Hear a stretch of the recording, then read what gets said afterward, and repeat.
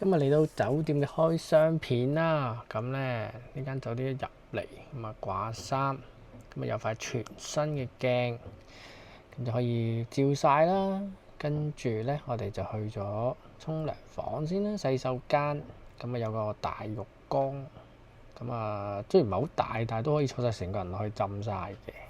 咁啊有塊都幾大嘅鏡啦，就方便啲女士啦。跟住去到個廳啦。咁啊，就有張梳化仔，咁啊有張台啦，台入邊有雪櫃嘅。咁跟住張床啦，雙人床就挨住張窗啦。跟住咧個位咧就開到兩個篋，都冇問題嘅。跟住咧就嚟到酒店嘅早餐啦。咁去呢間酒店最出名咧就係佢嘅長腳蟹早餐任食嘅。咁喺繁忙嘅時候咧都好多人嘅。咁啊，仲有少少嘅刺身啦，咁可以做呢個魚生當啦。咁啊，開餐咯！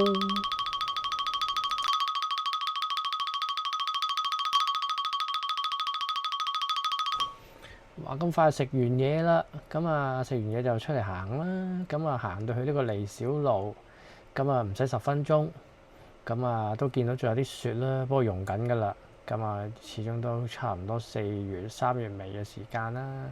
咁行出嚟呢個位置咧，就係利小路嘅6丁目。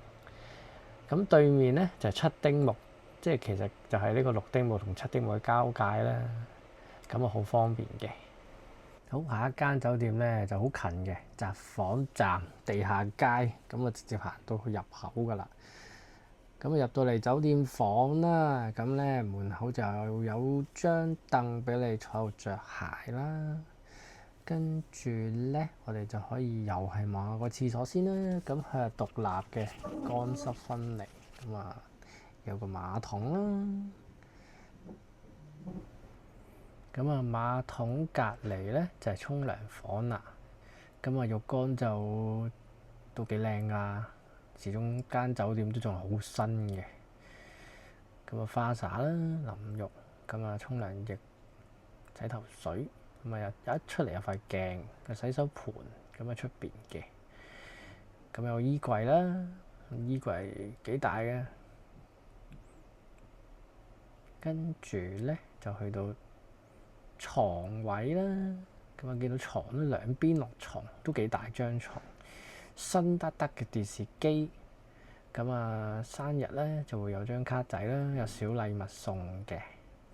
跟住咧就有2支水，咁啊鋁罐嘅，我幾咁 grand 啊！跟住有啲 capsule 啦，雪櫃啦。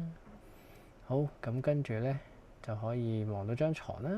跟住咧酒店嘅 view 咧就非常之好嘅。咁啊，下邊就地盤啦，咁啊全日都基本上有啲嘣嘣嘣嘣嘣嘣嘣嘅聲噶啦。不過你依家後期應該就冇咗噶啦。望住札幌站，咁啊幾開揚，個景幾靚嘅。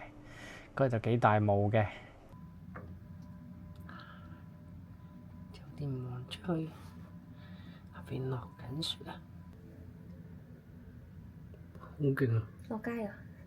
好勁啊！睇下。落街啦！哇！好大雪啊！聽日會唔會積雪啊？